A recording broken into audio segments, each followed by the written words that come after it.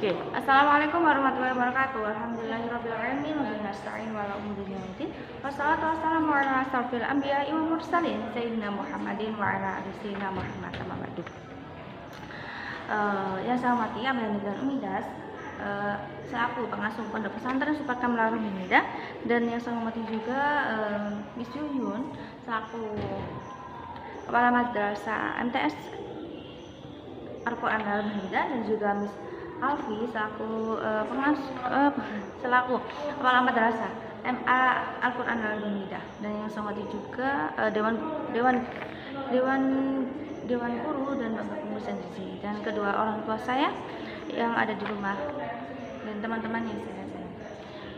Kali ini saya ingin mempresentasikan peta imajinasi saya yang menjelaskan tentang pelajaran biologi.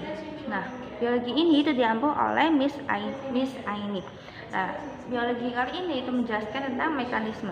Nah, mekanisme darah. Nah, mekanisme darah itu di sini itu ada peredaran darah kecil dan juga peredaran darah besar.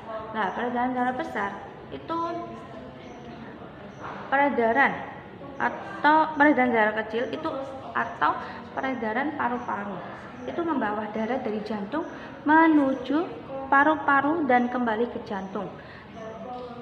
Dan juga darah dari seluruh tubuh itu yang membawa banyaknya karbon dioksida diteruskan ke bilik kanan. Dari bilik kanan darah itu dipompa menuju paru-paru melalui arteri pulmonalis. Di dalamnya itu ada di dalam paru-paru tepat. Nah, pada kapiler pulmonalis dan alveolus akan terjadi pertukaran gas oksigen serta karbon dioksida. Selanjutnya darah itu akan meninggalkan paru-paru menuju jantung melalui vena pulmonalis. Darah tersebut banyak mengandung oksigen. Darah dari paru-paru itu masuk ke serambi kiri jantung. Dan yang kedua itu ada peredaran darah besar. Nah, peredaran darah besar atau yang disebut itu peredaran darah sistemik. Peredaran sistemik itu membawa darah dari jantung menuju seluruh tubuh dan kembali ke jantung. Nah, darah yang tadi itu darah itu dari paru-paru masuk ke jantung pada bagian serambi kiri, lalu diteruskan ke bilik kiri. Dari bilik kiri darah itu akan dipompa ke seluruh tubuh melalui pembuluh nadi besar atau aorta. Aorta itu akan bercabang menjadi arteri yang akan menyuplai darah itu ke seluruh tubuh. Nah, arteri karotis menyuplai darah ke otak.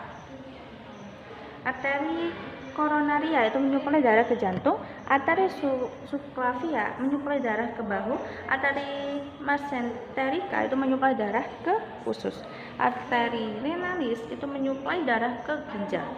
Nah, dari seluruh bagian tubuh darah itu akan kembali lagi ke jantung melalui pembuluh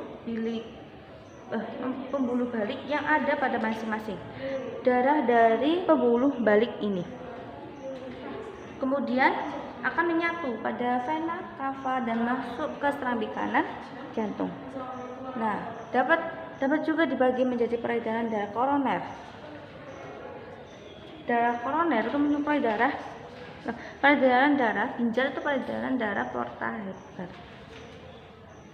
Darah koroner itu menyuplai darah ke jantung pada vena cava dan masuk ke serambi kanan jantung. Darah koroner itu menyuplai darah ke jantung. Nah, peredaran darah porta hepar itu menyuplai darah ke hati atau hepar. Nah, seperempat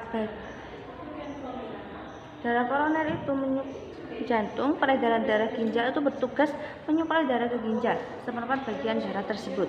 Nah, dan yang terakhir itu peredaran darah porta hepar menyuplai darah ke hati atau hepar. Hati itu menerima darah beroksigen dari arteri besar yang merupakan cabang aorta. Peredaran darah ginjal itu peredaran darah porta hepar. Saya cukup presentasi kali ini. Mohon maaf bila kurang lebihnya. Saya di sini masih belajar, dan kurang lebihnya saya terima kasih. Saya akhiri. Wassalamualaikum warahmatullahi wabarakatuh.